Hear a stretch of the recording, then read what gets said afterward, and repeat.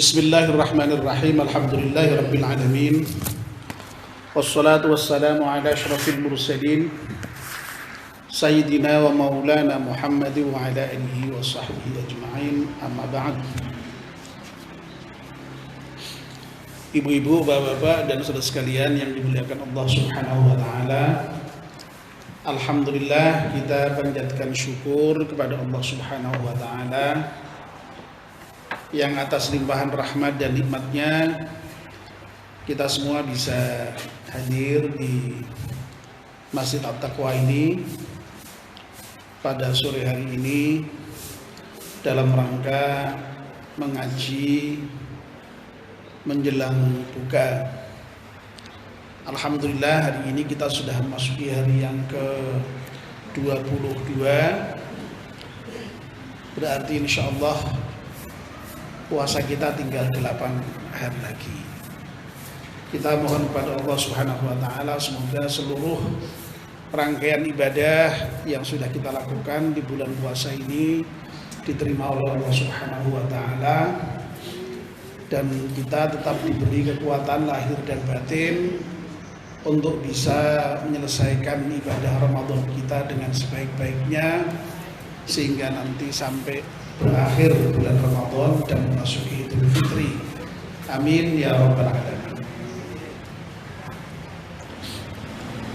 Bapak dan ibu-ibu yang saya hormati, sore ini kita masih melanjutkan kajian kita mengenai kitab Nasaihul Ibad. Pada pertemuan yang lalu kita baru saja menyelesaikan makalah yang ke-16.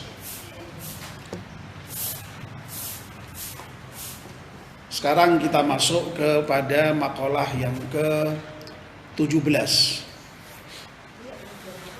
Masih ada hubungannya sebenarnya antara makalah yang ke-16 dengan yang ke-17 ini.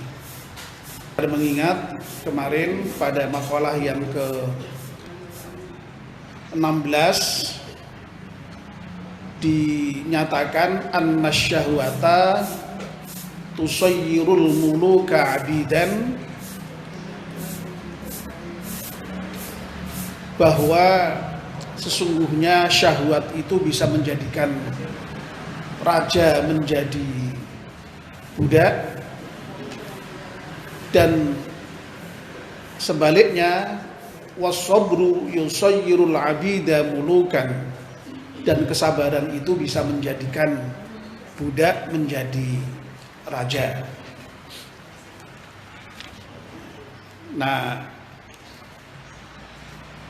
untuk makalah yang ke-17 ini masih berbicara juga mengenai syahwat, tetapi di sini istilah yang digunakan hawa. Di dalam makalah yang ke-17 ini, wal maqalatus sabi'ata asyarata qila,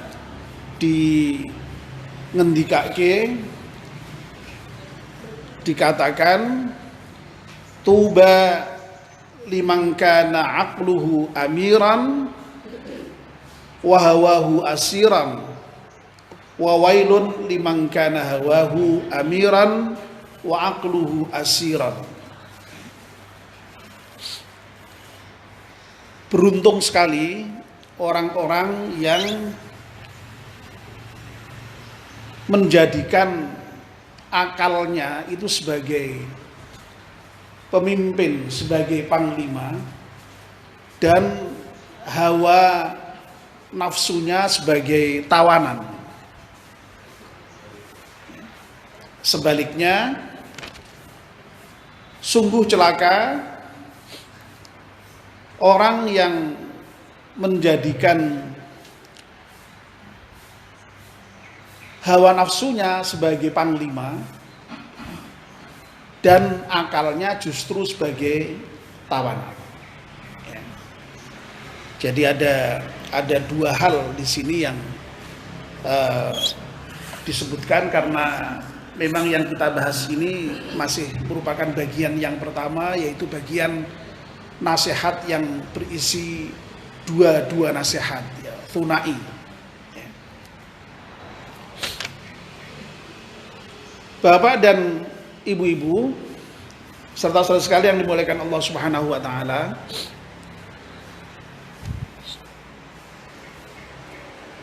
manusia itu diciptakan oleh Allah Subhanahu wa taala, di dalam dirinya ini diberi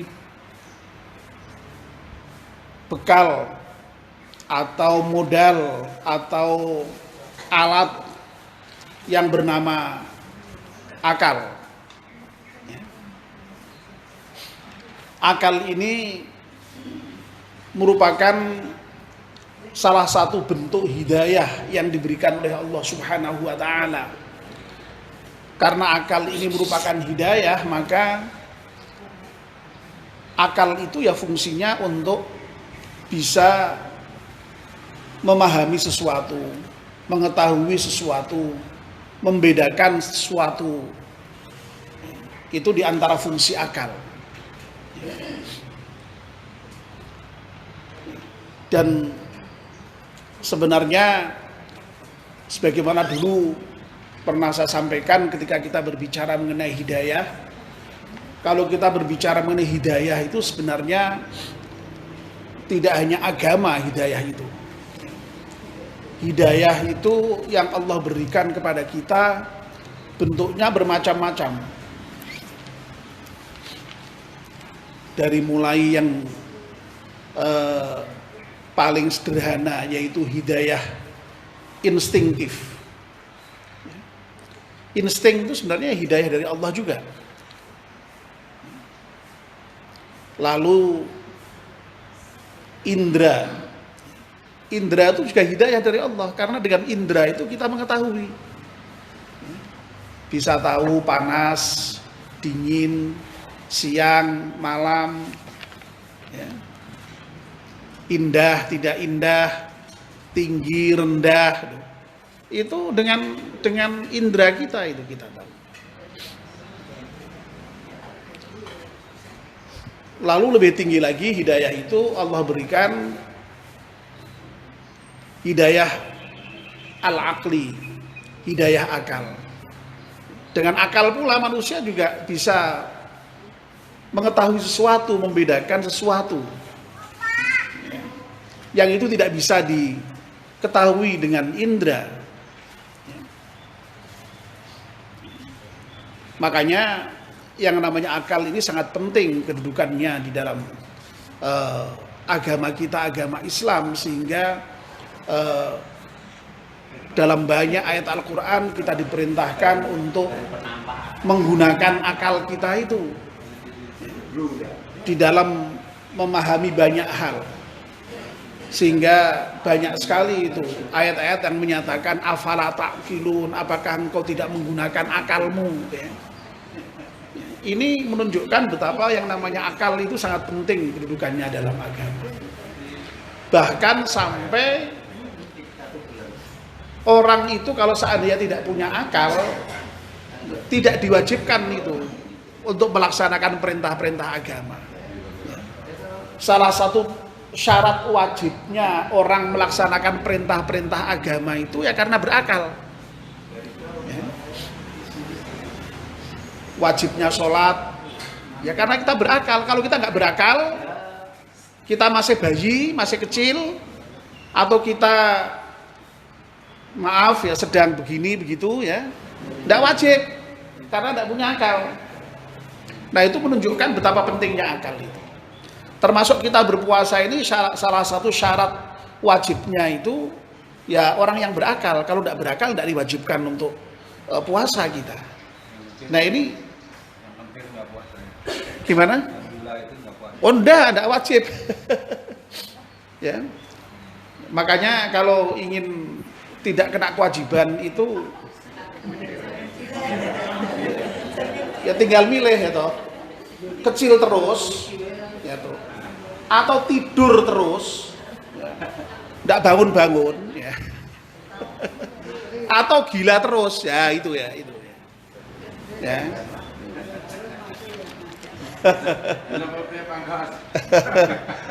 Jadi kalau mau selamat itu malah justru jadi hilang akalnya itu malah selamat malah itu. Ya, karena tidak kena kewajiban, tidak mukallaf, tidak terbebani kewajiban. Ya. Nah, jadi sekali lagi akal ini penting. Nah, di satu sisi manusia ini juga diberi syahwat yang sudah kita bicarakan. Syahwat itu keinginan. Ya.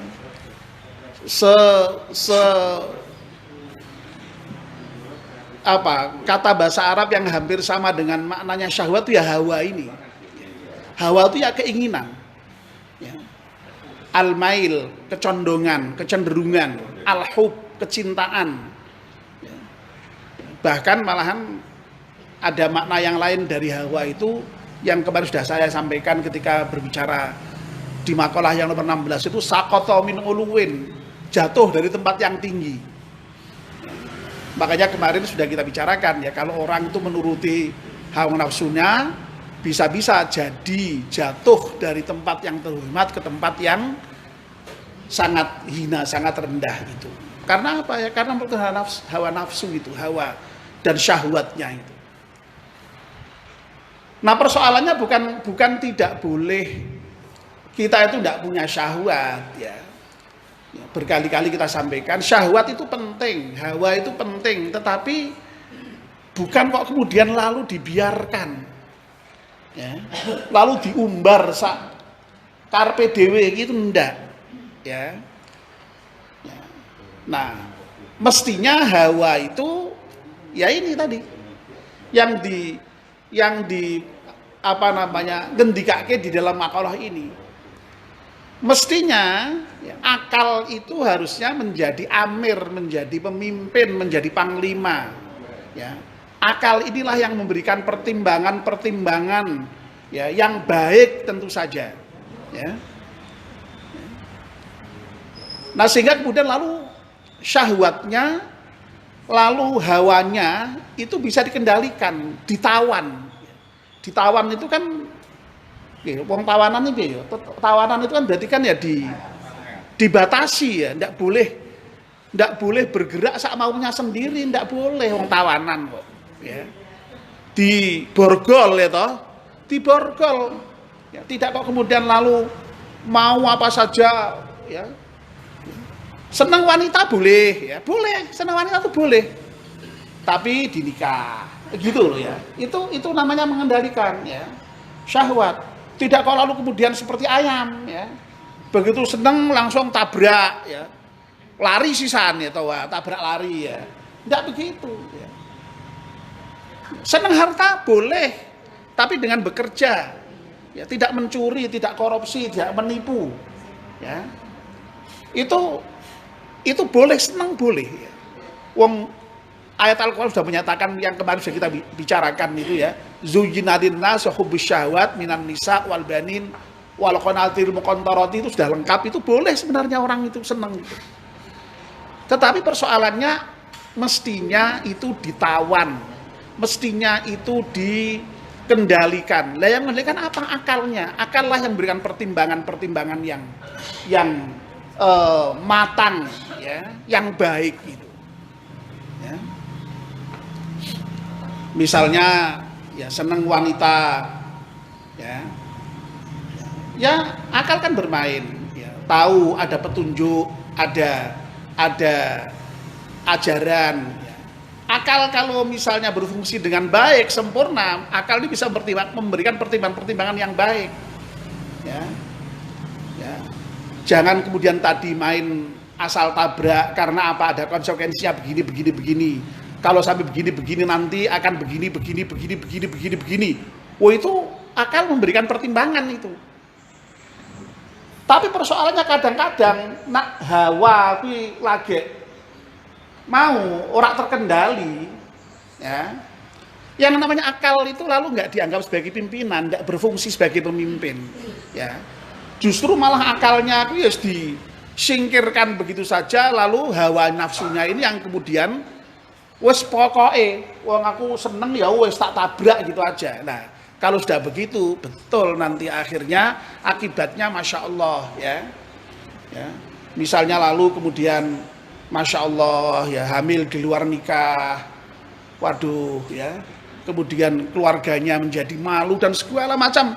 Padahal dipikir-pikir enaknya mung sepiro, ya toh, enaknya mung sepiro, ya berapa lama, ya paling kan ya maksa, ya maaf ya, sak nyuk lah ya, gitu ya. Tapi akibatnya seperti itulah. Ini kalau akal betul-betul bermain, akal betul-betul bekerja, dan akal itu betul-betul dijadikan sebagai pimpinan, ya, panglima, hawa nafsunya nurut dengan akal, ya mesti nggak akan terjadi. Ya. Tapi yang sering terjadi lalu kemudian, Masya Allah, ya itu tadi, ya, akal malah justru ditawan, hawa nafsunya menjadi pimpinan, hawa nafsunya menjadi panglima. Nah ini, kalau sudah begitu celaka. Ya.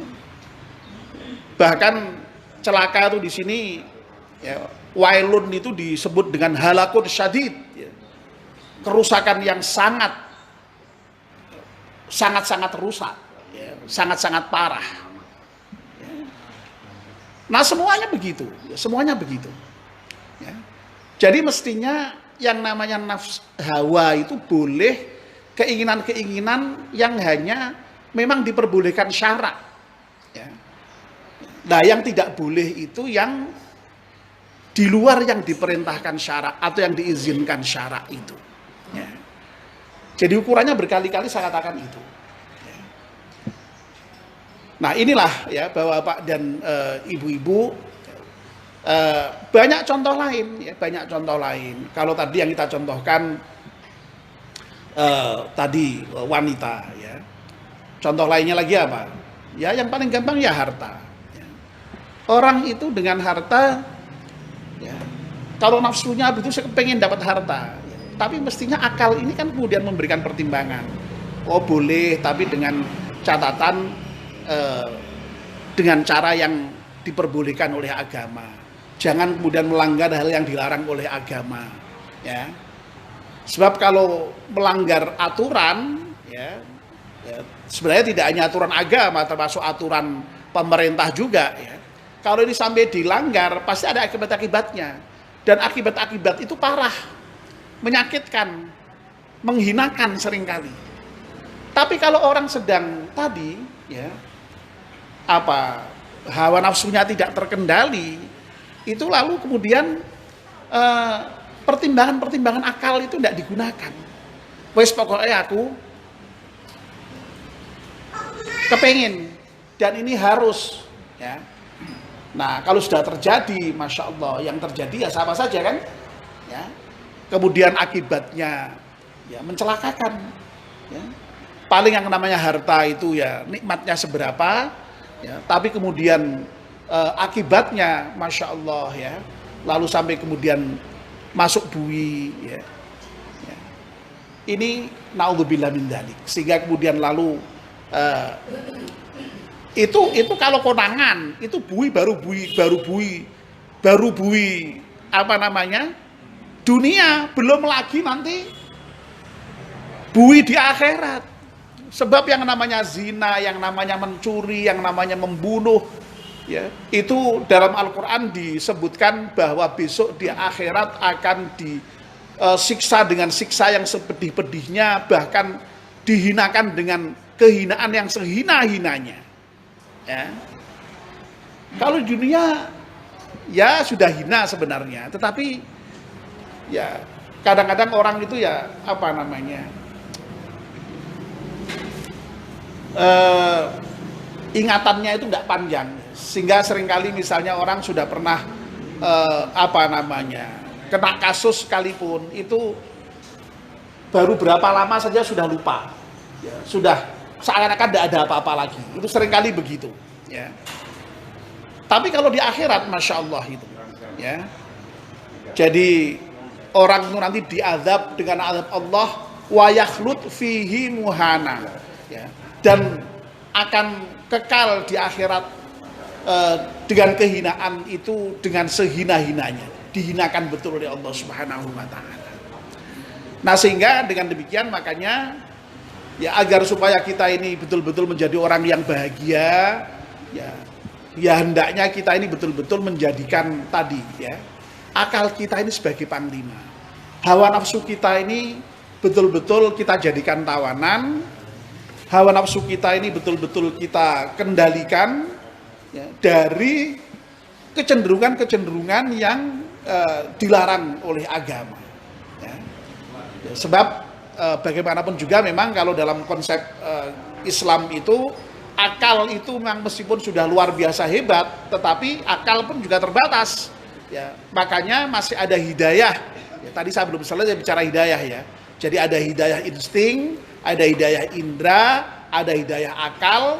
Di atas hidayah akal itu ada hidayah agama. Ya.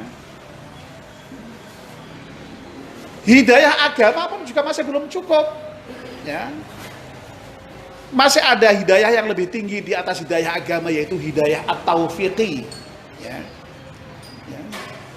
Hidayah at-taufiqi itu maksudnya apa? Hidayah yang memang memberikan kepada kita antara apa yang dikehendaki oleh Allah Subhanahu wa taala dengan apa yang menjadi pilihan-pilihan kita itu pas. Itu yang disebut dengan hidayah taufik. Ya. Jadi at-taufiqi atau at-taufiq, ya. Atau sering juga disebut dengan hidayah ma'unah karena itu betul-betul merupakan pertolongan dari Allah Subhanahu wa taala. Ya. Jadi sekali lagi akal sangat penting, tetapi akal ini pun juga masih harus berada di dalam bimbingan agama, bahkan dalam kerangka juga hidayah Allah yang disebut dengan hidayah taufik itu. Ya. Makanya di dalam salah satu ungkapan dinyatakan manizdada ilman lam yazdad hudan walam yazdad minallahi illa bu'dan. Barang siapa yang bertambah ilmunya, ya, ilmu ini kan hasil akal. Ya. Meskipun akalnya berkembang dengan luar biasa hebat, ya. Ya. Walam yazdad hudan, tetapi kok tidak mendapatkan tambahan hidayah, apa yang akan terjadi? Walam yazdad minallahi illa bu'dan. Allah tidak akan menambah kepada orang itu kecuali kejauhan dari Allah Subhanahu wa taala. Ya. Jadi akal ini penting, tetapi akal ini masih harus di dalam pimpinan agama kalau dalam konsep kita. Makanya tidak boleh lepas dari syariat tadi. Ya. Nah, dengan hidayah Allah itulah maka kemudian akal itu bisa membimbing hawa kita, bisa membimbing syahwat kita supaya syahwat kita itu betul-betul lalu kemudian juga mengikuti pimpinan akal sehingga kemudian berada di dalam jalur yang benar. Tetapi kalau kemudian justru yang namanya syahwat ini tidak terkendali, ya, dibebaskan sedemikian rupa untuk mengikuti keinginan-keinginan yang ada di dalam diri, wah ya sudah, ya, akalnya justru malah kemudian lalu bisa menjadi tawanan, ya. Akalnya lalu kemudian tidak berkutik di hadapan hawa nafsu tadi itu, ya. Dan disinilah makanya yang namanya akal itu perlu dikembangkan sedemikian rupa, perlu diasah sedemikian rupa. Ya, untuk apa? Ya untuk berpikir, memikirkan apa saja, ya, yang sebagaimana diperintahkan Allah Subhanahu wa taala itu. Ya. Kita diperintahkan untuk memikirkan tanda-tanda kebesaran Allah lewat alam semesta ini, ya. Tetapi memang tidak hanya cukup di situ, ya. Akal ini sekali lagi harus berada di dalam bimbingan Allah, di dalam bimbingan hidayah Allah, sehingga kemudian bisa berjalan dengan sebaik-baiknya, ya. Sehingga selamat hidup kita, ya. Berbahagia kita, tidak kemudian menjadi celaka, ya, bahkan rusak atau hancur sehancur-hancurnya. Sebab ya, sebagaimana yang dulu sudah kita bicarakan, karena tadi saya mengatakan ini ada kaitannya dengan makalah yang sebelumnya, ya tadi kehancuran tadi itu akan turun dari derajat yang tinggi kepada derajat yang rendahnya. Ya. Nah, Bapak dan Ibu-ibu, itulah ya makalah yang ke-17 ya, yang berbicara mengenai antara akal dan nafsu itu. Ya. Nah, sebenarnya Bapak dan Ibu-ibu, ya, kalau nafsu sendiri itu kan memang di satu sisi disebutkan dalam Al-Quran, innan nafsa la ammaratum bisu, ya. Nafsu itu senantiasa memerintahkan kepada keburukan. Nah itulah yang kemudian disebut dengan nafsu ammarah, ya. Tapi nafsu itu kan tidak hanya nafsu ammarah, ya. Ada bentuk nafsu yang lain, yaitu nafsu lawamah. Nafsu lawamah itu nafsu yang pertengahan, ya. Jadi kalau lawan nafsu ammarah itu nafsu mutmainnah, ya.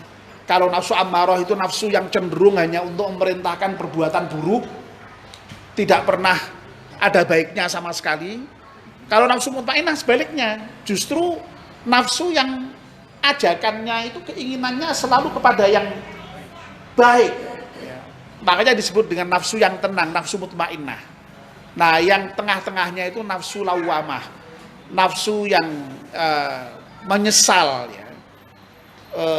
Lah menyesal ini, dia sudah baik sebenarnya karena bisa menyesal. Ya, misalnya suatu ketika kita berbuat buruk, menyesal. Aduh ya Allah, saya kok berbuat kayak gitu ya. Itu nafsu lawamah itu. Ya. Nah, tetapi nafsu lawamah ini menyesalnya juga bisa dua. Menyesal terhadap perbuatan buruk, loh kok tadi saya berbuat buruk, istighfar. Tapi justru kadang-kadang juga menyesali perbuatan yang baik. Wes tumindak apik ya disesali, walah aku mau dadak ngaji barang iki ngopo, dadak jamaah barang iki ngopo. Jadi wis berbuat baik dipaedu dhewe. Jadi nafsu lawamah itu nafsu yang suka maedu. Lah yang kita harapkan mudah-mudahan nafsu kita itu menjadi nafsu yang mutmainnah tadi itu, nafsu yang senantiasa mengajaknya itu mengajak kepada yang baik tadi itu, ya. Nah, itu yang kita harapkan, ya. Nah, nafsu yang seperti itu adalah nafsu yang tadi sudah dibimbing oleh akal, dan akal dalam bimbingan agama dan hidayah Allah Subhanahu wa taala. Itulah yang kita harapkan. Saya sudah diaba-aba oleh Mas Azmi, waktunya tinggal 1 menit. Mari kita akhiri pertemuan kita ini dengan berdoa bersama-sama dengan doa penutup majelis. Bismillahirrahmanirrahim. Wal 'asri innal insana lafi khusrin illa alladzina amanu wa 'amilus salihati wa tawassaw bil haqqi wa tawassaw bis sabr. Subhanakallahumma wa bihamdika asyhadu an la ilaha illa anta astaghfiruka wa atubu ilaik. Wassalamualaikum warahmatullahi wabarakatuh.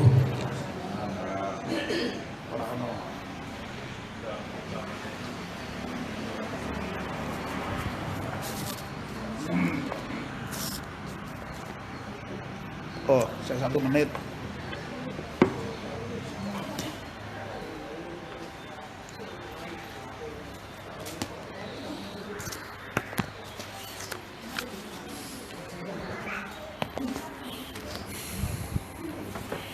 Doa bersama ya.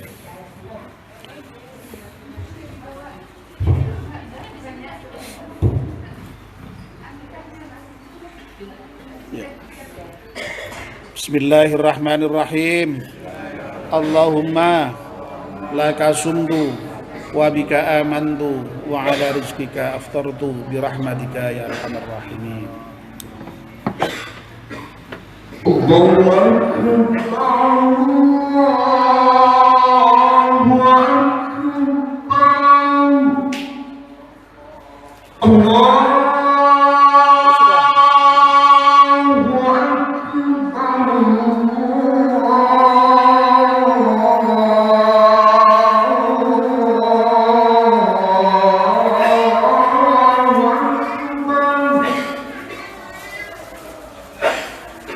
أشهد أن لا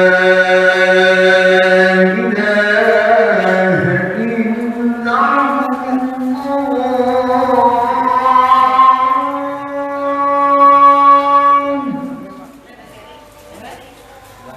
أشهد أن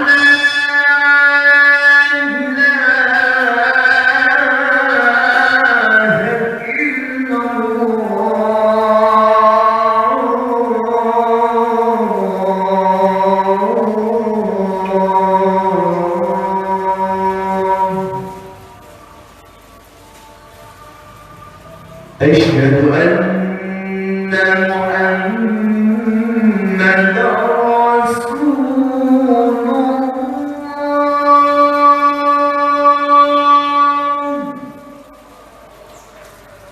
أشهد أن محمدا رسول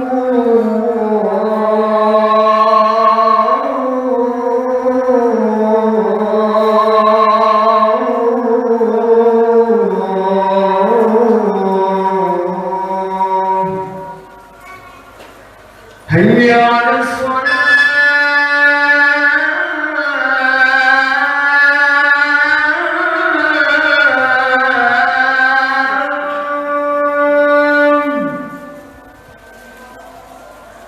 حي على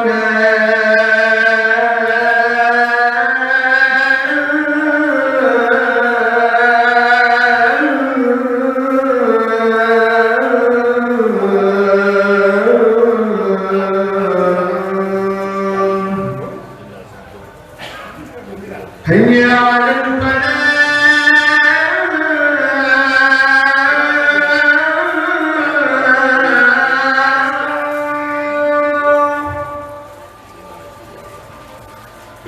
هيا على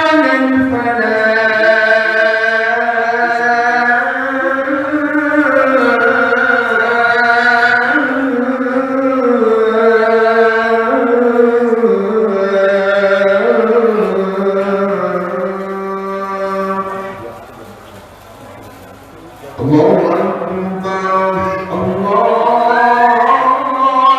أكبر لا إله إلا الله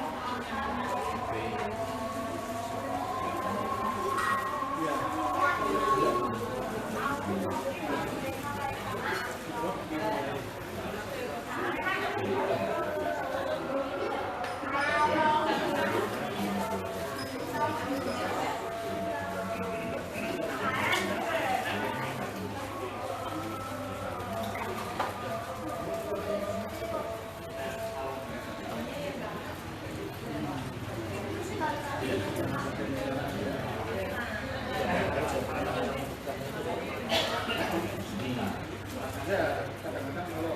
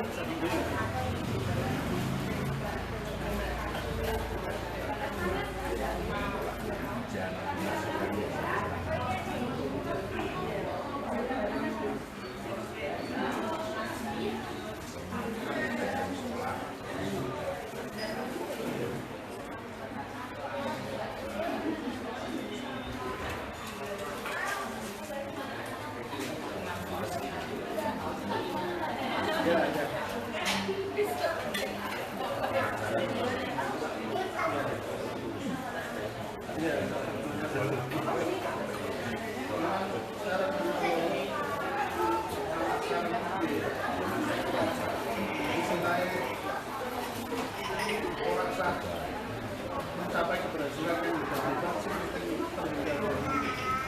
dari coba misalkan